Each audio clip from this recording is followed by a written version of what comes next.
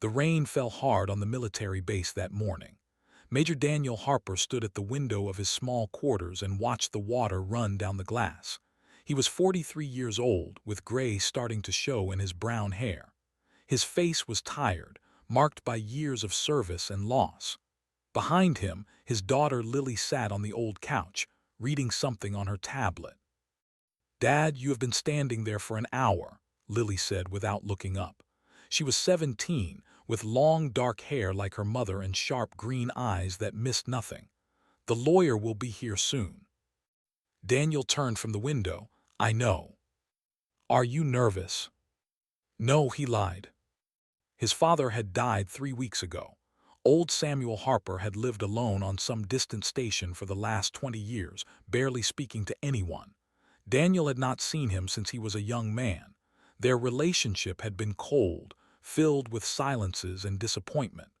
Samuel had wanted Daniel to follow a different path, but Daniel had chosen the military. They had argued, and then they had simply stopped talking. Now Samuel was dead, and Daniel was about to learn what the old man had left behind. A knock came at the door. Daniel opened it to find a thin man in a gray suit, carrying a briefcase that looked older than Lily. "Major Harper, I am Victor Crane, representing your father's estate." Daniel stepped aside. "Come in." The lawyer entered and looked around the small room. His eyes moved over the worn furniture, the cracks in the ceiling, the general sense of a life lived on military pay. He sat down at the small table and opened his briefcase. "I will be direct," Crane said. "Your father left everything to you and your daughter, his sole heirs." "Everything meaning what exactly?" Daniel asked. Crane pulled out a folder and slid it across the table. "Station Omega 7, a facility located in the outer belt. All structures, all equipment, all contents. It is yours." Lily put down her tablet and came to look. "A space station." "An old one," Crane said. "It was a mining platform during the first expansion era, over 100 years ago. Your grandfather purchased it decades ago for reasons he never explained. He lived there alone for the last 20 years of his life." Daniel opened the folder. Inside were documents, coordinates, and old photographs. The station looked massive in the pictures, but the images were grainy and unclear. It appeared to have 8 long arms extending from a central hub, like a mechanical spider floating in the darkness of space. "What is it worth?" Daniel asked. Crane hesitated. "Honestly, very little. The station is old. Most people consider it scrap metal. You could sell it to a salvage company, but after transport costs and fees, you would be lucky to clear a few thousand credits." "A few thousand," Daniel repeated, "for an entire space station." "It is located very far from any shipping lanes. The cost to reach it is significant. Most buyers would not bother." Lily took one of the photographs and studied it. Why did grandfather live out there all alone? "I do not know," Crane admitted. "He was a private man. He never explained his reasons to me." After the lawyer left, Daniel sat at the table for a long time, staring at the documents. Lily watched him from across the room. "We should go see it," she said. "It is just a pile of junk, Lily." "Maybe, but grandfather left it to us for a reason. Do you not want to know why?" Daniel did not answer. The truth was, he did not know what he wanted. His relationship with his father had been complicated. Samuel had been a cold man, distant and demanding, but he had also been brilliant, one of the greatest engineers of his generation before he disappeared from public life. Why would such a man choose to live on a worthless mining station? The next day, word spread through the base. Daniel did not know how, but somehow everyone learned about the inheritance, and the mockery began almost immediately. Commander Gregory was the worst of them, was a tall man with a perfect uniform and a perfect record. He came from a wealthy family with connections in the Senate. He had hated Daniel since their academy days, when Daniel had outscored him in tactical simulations. For years, had used his connections to block Daniel's promotions, keeping him stuck at Major while others advanced. "I heard the news," Harper said loudly in the mess hall, making sure everyone could hear. "Your old man left you a garbage dump in space. How fitting." Daniel kept eating, not looking up. 3 generations of Harpers, continued, walking closer. "And what do you have to show for it? A rusty station that nobody wants. Maybe you can live there when you finally get discharged. You and your daughter can float around in the scrap heap together." Some soldiers laughed. Others looked uncomfortable but said nothing. Outranked them all. "Leave my daughter out of this," Daniel said quietly. "Or what?" Leaned down, his face close to Daniel's. "What exactly are you going to do, Harper? You are a washed-up officer with no future. Your father was a crazy hermit, and now you have inherited his madness along with his junk." Daniel's hands tightened on his fork, but he did not move. He had learned long ago that wanted a reaction. The man wanted Daniel to strike him, to give him an excuse to destroy what little remained of Daniel's career. "That is what I thought," said with a smile. "Nothing. You are nothing, Harper, just like your father." He walked away, still laughing. Daniel finished his meal in silence. That night, Lily found her father sitting in the dark, staring at the photographs of Omega-7. "Dad." "Go to sleep, Lily." She sat down beside him instead. "What said was wrong. Grandfather was not crazy." "You never met him." "I know, but Mom talked about him sometimes. She said he was brilliant but sad. She said he carried a burden that nobody understood."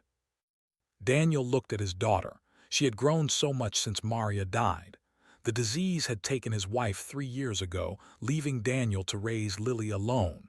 It had been hard. Some days it still felt impossible, but Lily had become strong. Stronger than him, maybe. "Mom believed in him," Lily continued. "Even when you did not talk to him, she kept sending him messages. She said he always responded, even if it took months. She said he cared about us in his own way." "I did not know that." "She wanted to protect you. She knew you and grandfather had problems, but she did not want you to hate him." Daniel was quiet for a long time. Finally, he spoke. "I have leave coming, 3 weeks. What if we went to see the station?" Lily's face lit up. "Really?" "Just to look. If it is truly worthless, we sell it and move on. But maybe we should see it for ourselves first." "Yes," Lily said immediately. "Yes, let us go." The journey to the belt was long. Daniel rented a small transport ship, an old vessel called the Wanderer. The captain was a weathered spacer named Henry Cole, a man in his 60s with white hair and knowing eyes. "Omega-7, Cole said when Daniel gave him the coordinates. "You are sure about that?" "It belongs to me now. My father left it to me." Cole studied Daniel for a moment. "Your father was Samuel Harper, the engineer." "You knew him?" "Knew of him. Back in the day, he was famous. Designed half the drives that power the fleet today. Then he just vanished. People said he went crazy, but I never believed that. Men like Samuel Harper do not just lose their minds. They disappear for a reason." The journey took 5 days. Lily spent most of it reading about the first expansion era, the period of history when humanity first spread beyond the solar system. It had been a time of hope and ambition, but also conflict. The outer colonies, the settlements farthest from Earth, had eventually rebelled. There had been a war. Then the outer colonies had gone silent, cut off from the rest of humanity. Most people assumed they had died out, destroyed by the harsh conditions of deep space. "Dad, look at this," Lily called from the ship's small library terminal. "Omega-7 was built during the Outer Colony War, but the records say it was a mining station." So look at the size of it. Look at these energy requirements. This was not a mining station. Mining stations do not need this much power." Daniel came to look at the data she had pulled up. She was right. The numbers did not match. Omega-7 had been built to handle energy loads far beyond what any mining operation would require. "Maybe the records are wrong," he said. Or maybe somebody lied about what it really was. On the fifth day, Omega-7 came into view. Daniel had seen many space stations in his career, military bases, civilian ports, research facilities, but he had never seen anything like this. The station was enormous, far larger than the photographs had suggested. The 8 arms stretched out for kilometers, each one thick enough to hold thousands of people. The central hub was the size of a small city. "That is not possible," Cole breathed from the pilot's seat. "Mining stations from that era were small. This is bigger than some orbital shipyards." "Scan it," Daniel ordered. Cole ran the sensors over the structure. The readings made no sense. The station was dead, no energy signatures, no heat, no signs of life. But the hull was intact. After 100 years floating in space, there was no significant damage, no meteor impacts, no decay. "The armor on that thing," Cole muttered. "It is military grade, better than military grade. I have never seen alloys like this." They docked at the central hub. The airlock was old but functional. When Daniel entered the access codes from his father's documents, the doors slid open smoothly. The lights came on. "Power," Lily said, checking her scanner. "The station has power. Where is it coming from?" They stepped inside. The corridor was clean, not just intact, but clean. There was no dust, no debris, no signs of age. It looked like someone had been maintaining it. "Hello," Daniel called out. His voice echoed down the corridor. No response. They walked deeper into the station. The corridors were wide enough for heavy equipment, maybe even vehicles.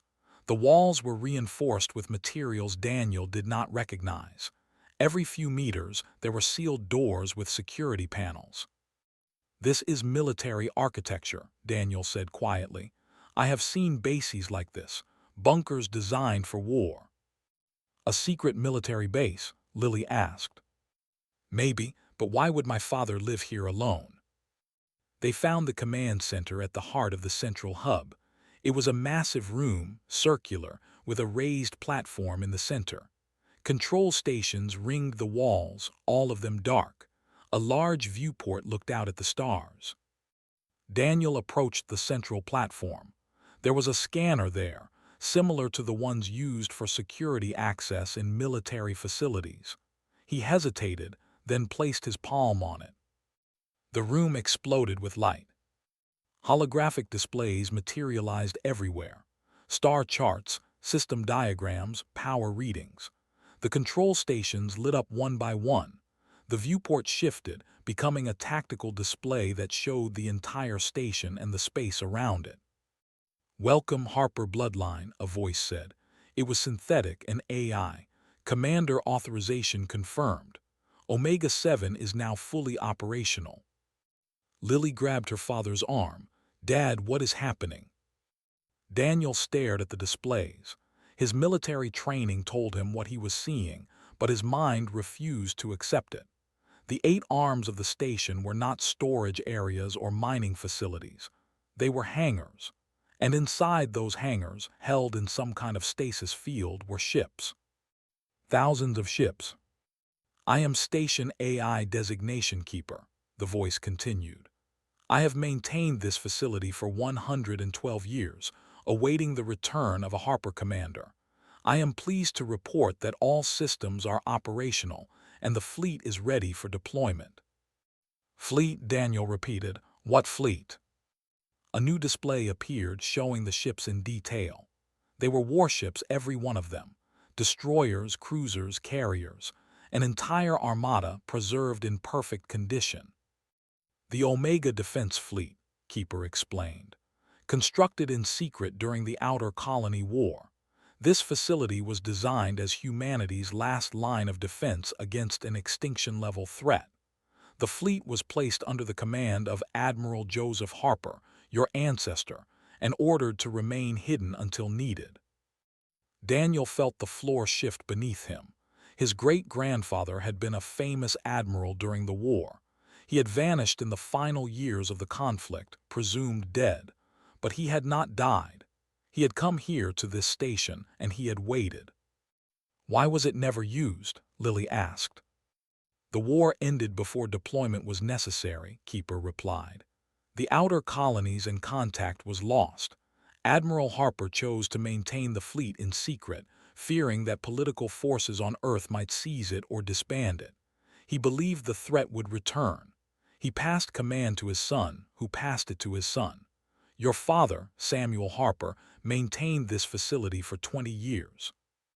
My father knew about all of this, Daniel said. He lived here alone, keeping this secret. Correct. Samuel Harper was a dedicated guardian.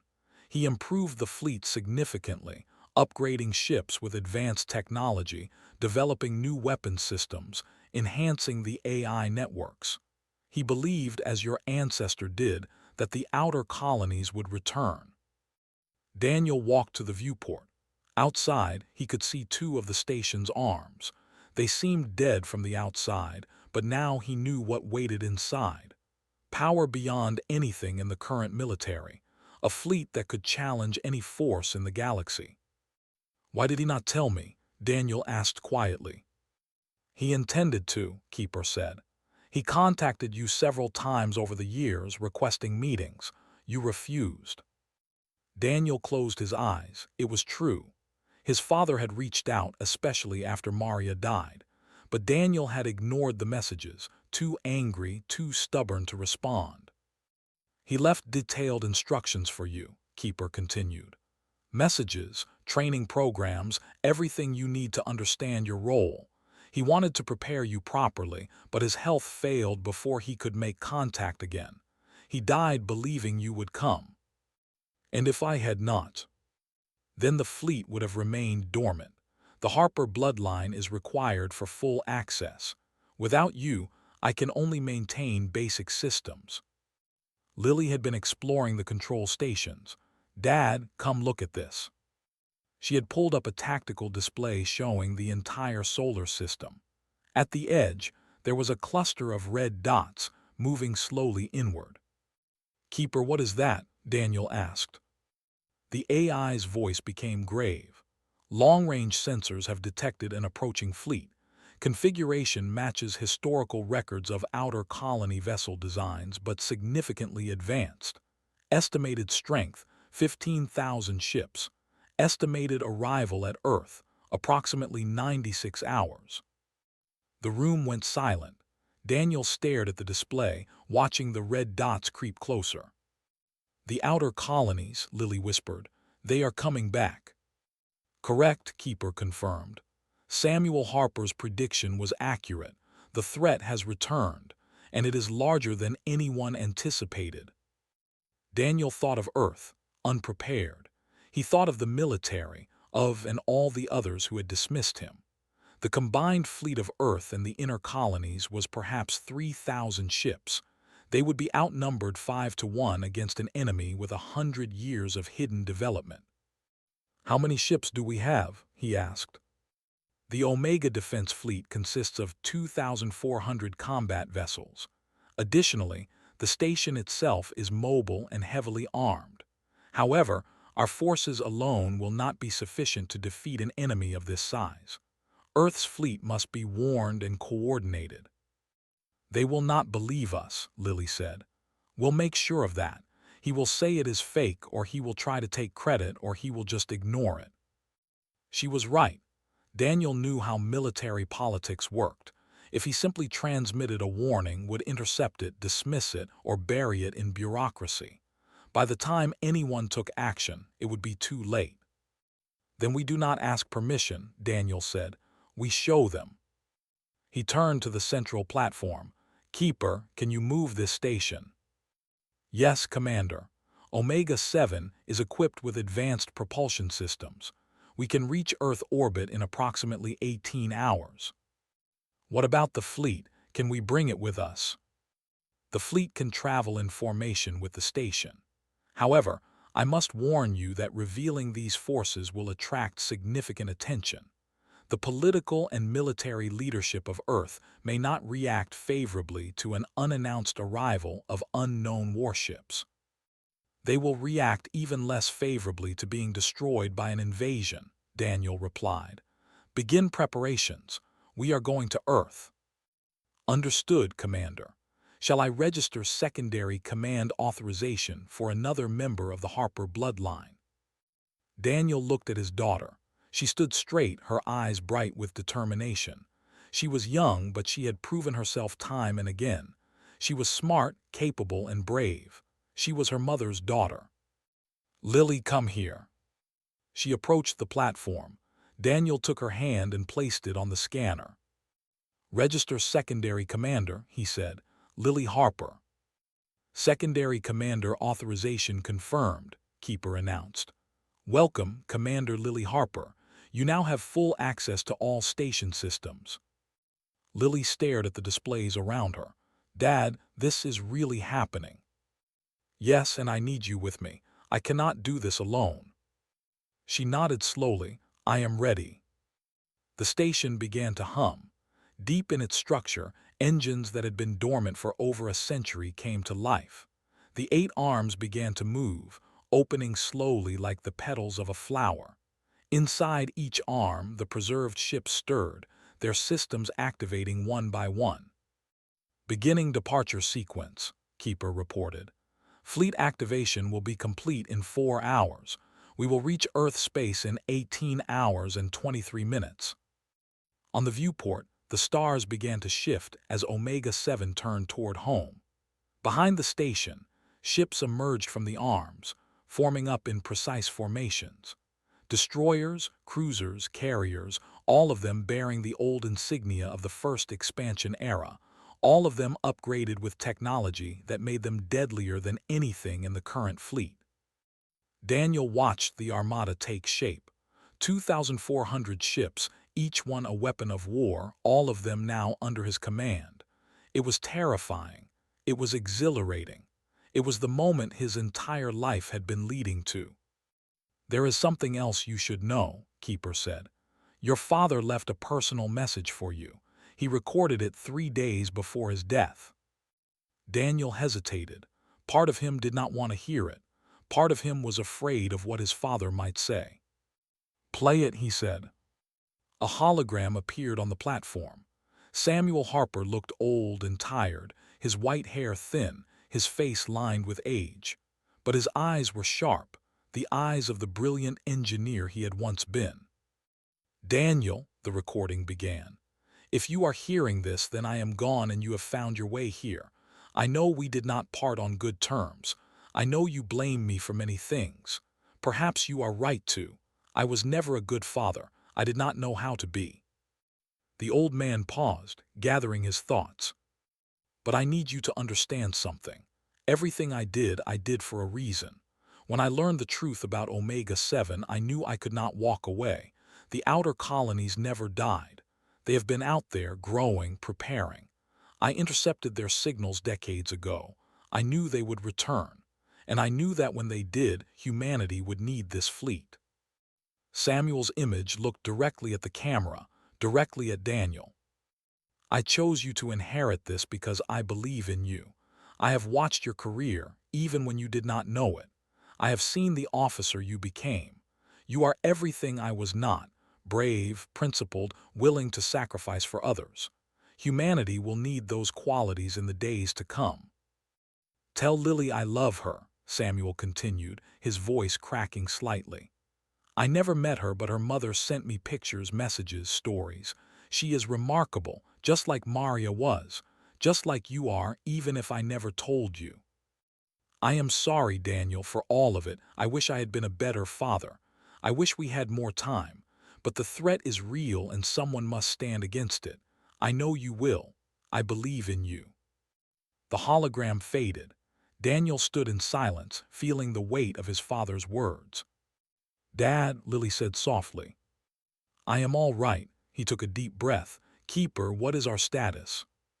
Fleet activation is proceeding on schedule. All ships report operational. We are ready to depart on your command. Daniel looked at his daughter. She looked back at him with complete trust. Take us home, he ordered. Maximum speed. Omega-7 leaped into motion. its ancient engines pushing it through space faster than any ship Daniel had ever traveled on. The fleet followed, a river of light streaming toward Earth. 18 hours later, they arrived. The reaction was immediate. Earth's defense grid lit up with warnings. Ships scrambled from orbital stations. Communication channels exploded with panicked messages. Unknown fleet, you are in violation of Earth space. Identify yourselves immediately or you will be fired upon. Daniel stepped forward on the command platform. Open a channel, all frequencies. Channel open, Commander. This is Major Daniel Harper of the United Earth Military, commanding the Omega Defense Fleet. Do not fire. We are here to help. The response came quickly, and it was exactly who Daniel expected. Harper's voice was incredulous.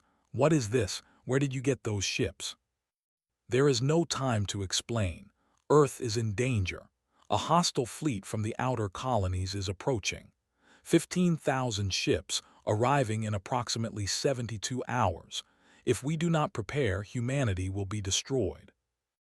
That is insane. The outer colonies are dead. Everyone knows that.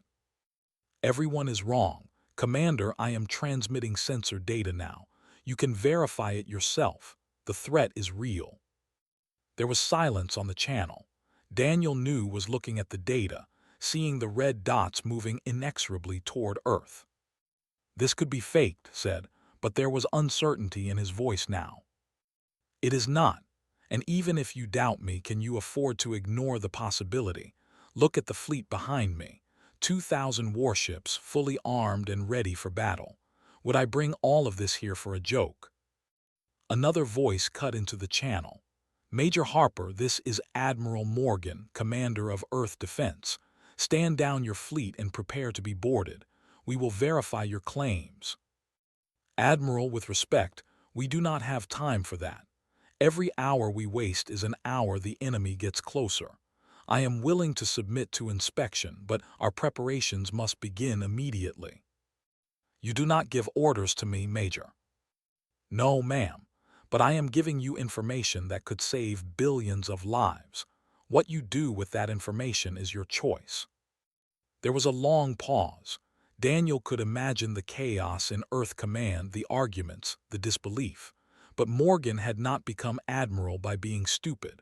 She knew how to evaluate threats. Very well, Major Harper. Hold your position. I am coming to you personally, and this had better not be some kind of trick. It is not, Admiral. I will see you soon. 3 hours later, Admiral Morgan's shuttle docked with Omega-7.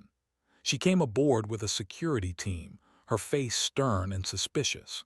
She was a tall woman in her 50s, with steel-gray hair and the bearing of someone who had seen real combat. Show me, she said simply. Daniel led her through the station. He showed her the hangars, the ships, the technology. He showed her Keeper's records, the sensor data, the history of the Omega Defense Fleet. He told her about his father, about the generations of Harpers who had guarded this secret. Morgan listened without interrupting. When the tour was complete, she stood on the command platform, looking at the tactical display that showed the approaching enemy. You expect me to believe that your family has been hiding a secret fleet for over a century, she said. I expect you to believe the evidence in front of you. The ships are real. The threat is real. I do not care whether you believe the history. I care whether you help me save humanity. Morgan studied him. Yuno wants me to arrest you. He says this is some kind of elaborate fraud, that you built fake ships to embarrass him. With respect, Admiral, if I could build 2,000 warships, I would not waste them on embarrassing. The faintest hint of a smile crossed Morgan's face. No, I suppose not. She turned to look at the display again. 15,000 ships. Even with your fleet, we are outnumbered, and we do not know what kind of technology they have developed out there. No, but we have advantages they do not expect. They think Earth is weak. They think we have no idea they are coming. We can use that. What do you propose? Daniel had been thinking about this during the journey. He had war-gamed scenarios, consulted Keeper, analyzed every piece of data available. Now he laid out his plan. We combine our forces. Your 3,000 ships, my 2,000 plus Omega-7 itself. That gives us 5,000 combat units against 15,000. Bad odds, but not impossible. Go on. The enemy fleet is concentrated. They are coming in one mass, expecting to overwhelm us with numbers. That is their weakness. We draw them into a specific location, somewhere we can use the terrain to our advantage. Then we hit them from multiple directions, break up their formation, and destroy them piece by piece. Morgan nodded slowly. Where? The asteroid belt near Jupiter. Dense enough to provide cover, close enough to Earth that we can retreat if needed. We position the main fleet here, hide the Omega fleet in the asteroids, and use hit-and-run tactics to draw them in. You want to use Earth's fleet as bait. I want to use Earth's fleet as the visible threat. They will focus on you while we position for the killing blow. When they are fully committed, we spring the trap. Morgan was quiet for a long moment. This is a tremendous risk. If it fails, there will be nothing between the enemy and Earth. If we do nothing, there will be nothing between the enemy and Earth anyway. At least this way, we have a chance. The Admiral looked at Daniel, then at Lily, who stood quietly beside her father. Your daughter, Morgan said, she is part of this. She is a Harper. She has command authorization for this station and fleet. I trust her completely. Morgan studied Lily. You are young to carry such responsibility. Lily met the Admiral's gaze without flinching. I did not ask for it, but I will not run from it either. Too many people are counting on us. Something shifted in Morgan's expression. Respect, perhaps, recognition. Very well, Major Harper. Against my better judgment, I am going to trust you. But understand this. If you betray that trust, if this is some kind of game, I will personally ensure you spend the rest of your life in the deepest prison we have. Understood, Admiral. Good, then let us begin. We have a war to prepare for. Over the next 48 hours, Omega-7 became the center of the largest military operation in human history. Ships from across the solar system gathered at the station. Commanders met in the vast conference rooms to plan strategy. Engineers marveled at the technology Samuel Harper had developed, incorporating what they could into their own vessels. Daniel worked without rest. He coordinated with Morgan, briefed captains, answered questions, and solved problems. Keeper provided constant support, its vast knowledge of military tactics proving invaluable. Lily worked just as hard. She had inherited her grandfather's gift for engineering, quickly understanding systems that took trained technicians years to master. She moved through the station like she had lived there her whole life, solving technical problems, bridging gaps between the old fleet and the new. Tried several times to interfere. He demanded command of the Omega fleet. He questioned Daniel's authority. He suggested the whole thing was an elaborate fraud, but Morgan shut him down each time. The fleet responds only to Harper command, she told him bluntly. Without Daniel, those ships are useless to us. Accept it or get out of my way. Seethed, but he had no choice. The crisis was too immediate, the threat too real. Even he could not deny the sensor readings that showed 15,000 enemy ships approaching. On the third day, everything was ready. The combined human fleet, now designated Task Force Omega, moved into position near Jupiter. 3,000 Earth ships formed the visible element, positioning themselves where the enemy would expect them. 2,000 Omega fleet vessels hid in the asteroid belt, powered down, invisible. Omega-7 itself remained at the center of the asteroid field, its weapons online, its shields at maximum. Daniel stood on the command platform, watching the final preparations. Lily was beside him, as she had been throughout. Captain Cole, who had chosen to stay despite the danger, monitored the sensor stations. Enemy fleet entering sensor range, Keeper announced.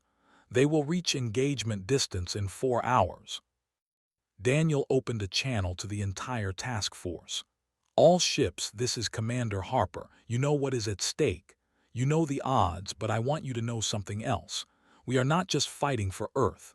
We are fighting for everyone who ever looked at the stars and dreamed of something greater. We are fighting for the future, and we are going to win.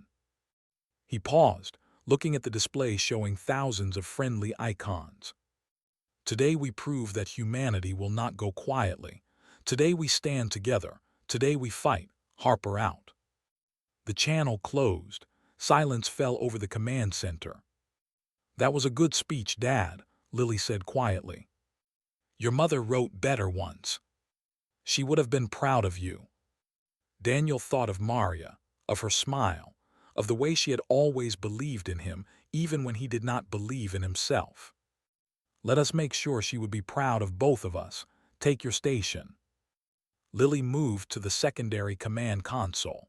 Her hands moved over the controls with practiced ease. All systems green, she reported. Fleet is ready. Keeper, status of enemy approach. Outer Colony fleet is maintaining course and speed. They have detected the Earth fleet but show no signs of detecting our hidden forces. Their formation suggests confidence. They believe they have overwhelming superiority. Good, let them keep believing that. The hours passed slowly. Daniel watched the display, tracking the enemy advance. 15,000 ships, arranged in a massive wedge formation. They were coming straight at the Earth fleet, not bothering with subtlety or strategy. They expected an easy victory. Enemy fleet entering engagement range, Keeper announced. Earth fleet is being targeted. On the display, the first exchange of fire began. Missiles streaked between the fleets. Shields flared. Ships exploded. Admiral Morgan is executing the withdrawal plan, Keeper reported. Earth fleet is retreating toward the asteroid belt. Is the enemy pursuing?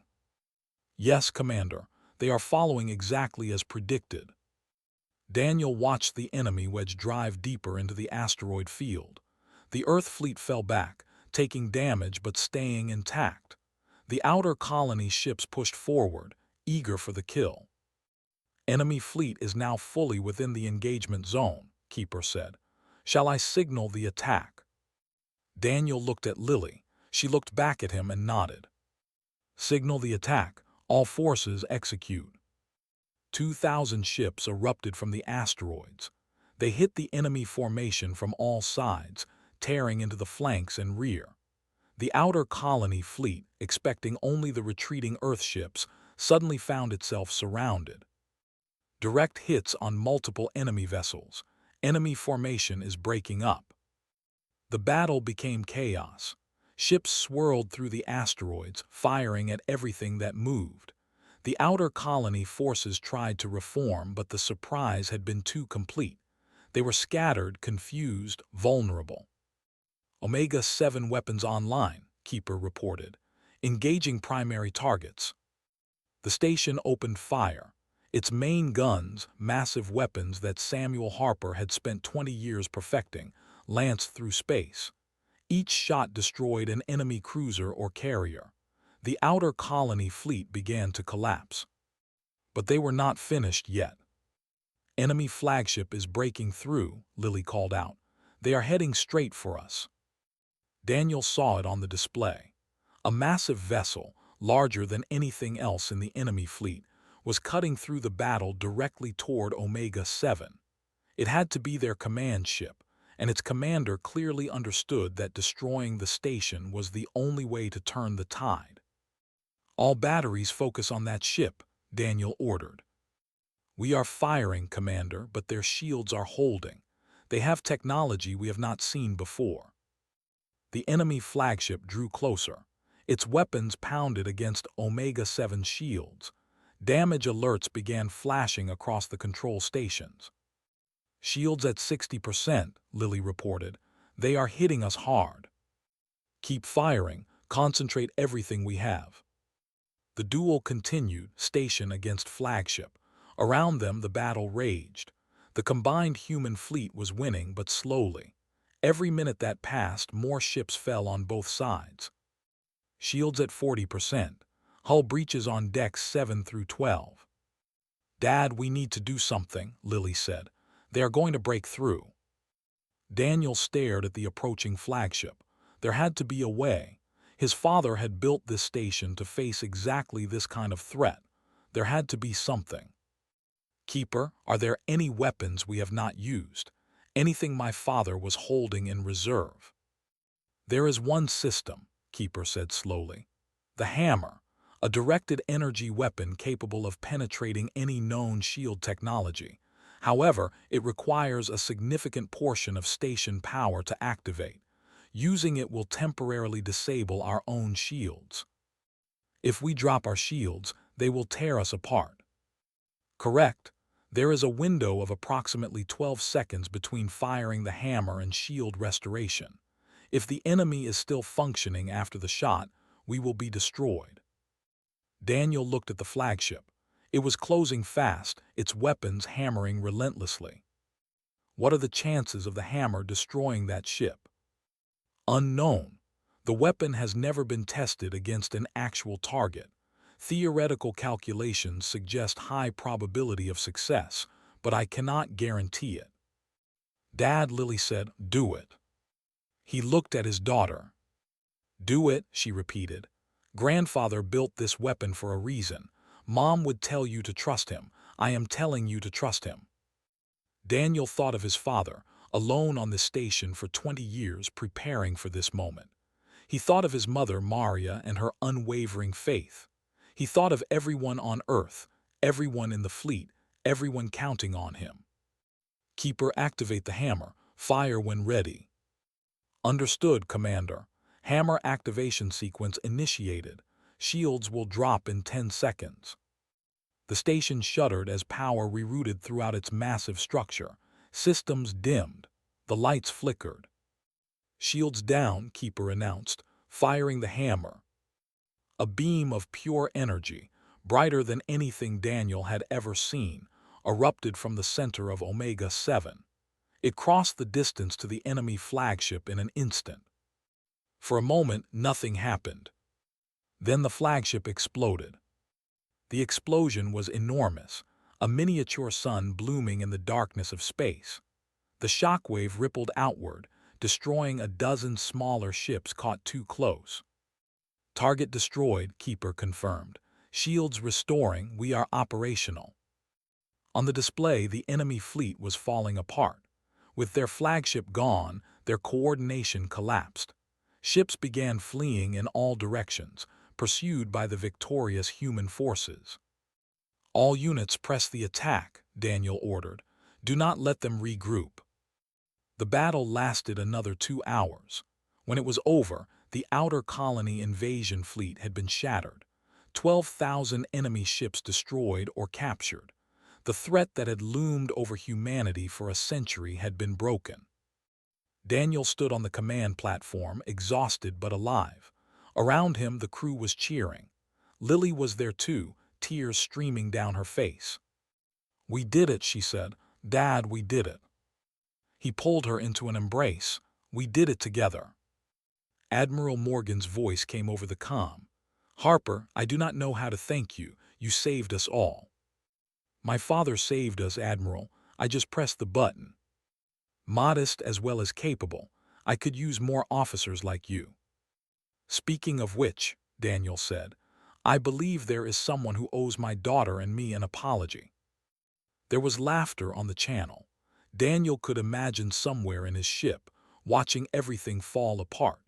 The man who had mocked the Harper inheritance was now watching that inheritance save humanity.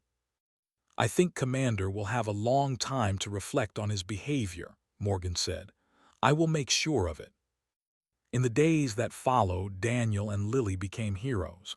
The story of Omega 7, of the secret fleet and the family that guarded it, spread across all of human space. People celebrated in the streets. Politicians made speeches. There was talk of medals and promotions.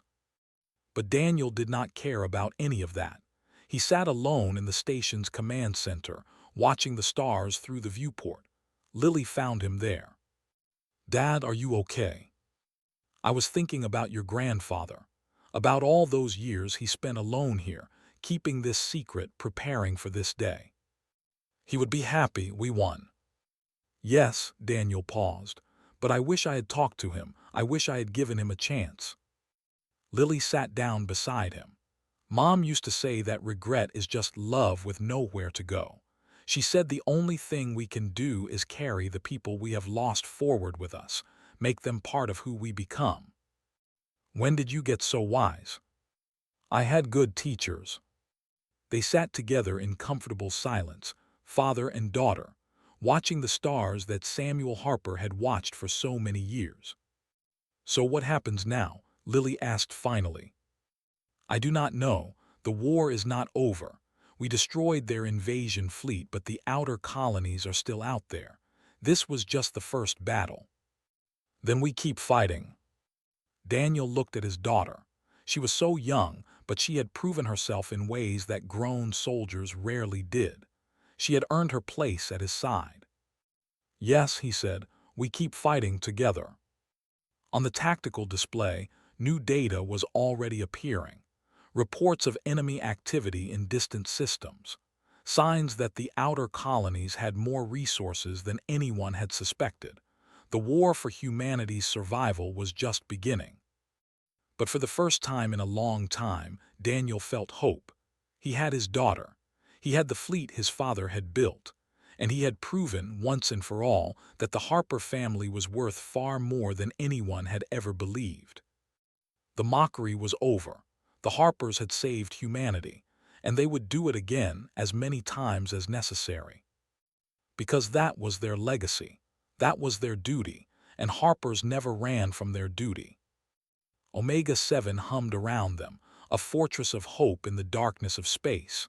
Somewhere out there, the enemy was regrouping, but when they came again, the Harpers would be ready. They would always be ready.